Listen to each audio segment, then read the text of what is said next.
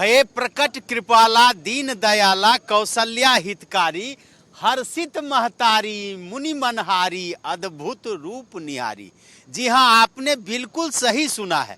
अभी हम वहाँ पे मौजूद हैं जहाँ भगवान राम प्रकट हुए थे बाल रूप में, यानी कि कौशल्या के पुत्र के रूप में। देखिए, बाल रूप में भगवान राम को आप देख सकते हैं कि ये अयोध्या धाम पूरी तरह से अपने राम लला के स्वागत के लिए सज धज करके तैयार है। भगवान राम के बाल रूप को आप देखेंगे तो आपको लगेगा कि गोस्वामी तुलसीदास जी ने जो लिखा है वह सही में अद्भुत है। यानी कि भगवान जब प्रकट हुए तो कौशल्या माता किस तरह से खुश होती हैं और उनके अद्भुत रूप को निहार रही हैं।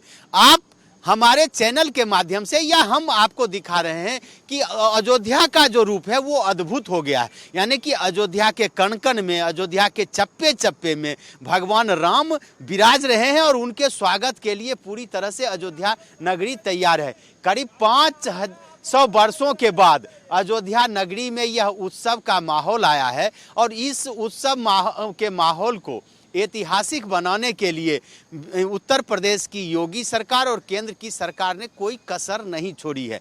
लगभग 31,000 करोड़ रुपए के प्रोजेक्ट हैं अयोध्या धाम की सूरत बदलने के लिए और ये अब दिखने भी लगा है। अयोध्या धाम के स्टेशन के स्वरूप बदले हैं, यहाँ एयरपोर्ट बन चुका है और सबसे बड़ी बात है कि पूरी अयोध्या की सूरत ही बदल चुकी है। निश्चित रूप से कल यानी कि 22 जनवरी को जब रामलला का प्राण प्रतिष्ठा समारोह होगा, देश विदेश के अतिथि यहाँ पे जुटेंगे और ये जो गेट हम आपको दिखा रहे हैं ये वीआईपी गेट है। यानी कि वीआईपी लोगों का प्रवेश इसी गेट से होगा। और सबसे बड़ी बात है कि आप अयोध्या की सड़कों पर जिधर भी जाएंगे, जिस राम जन्मभूमि के जिस गेट का भी आप अवलोकन करेंगे तो सब एक तरह से ही दिखेगा।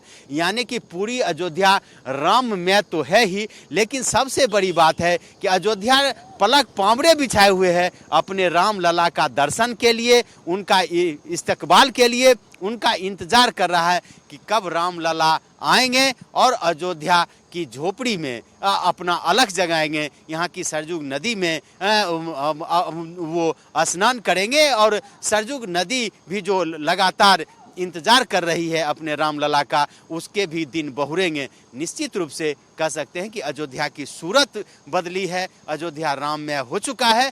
अब सिर्फ इंतजार है कि कब रामलला अपने मंदिर में प्रवेश करेंगे, यानी कि उनकी प्राण प्रतिष्ठा पूरी होगी।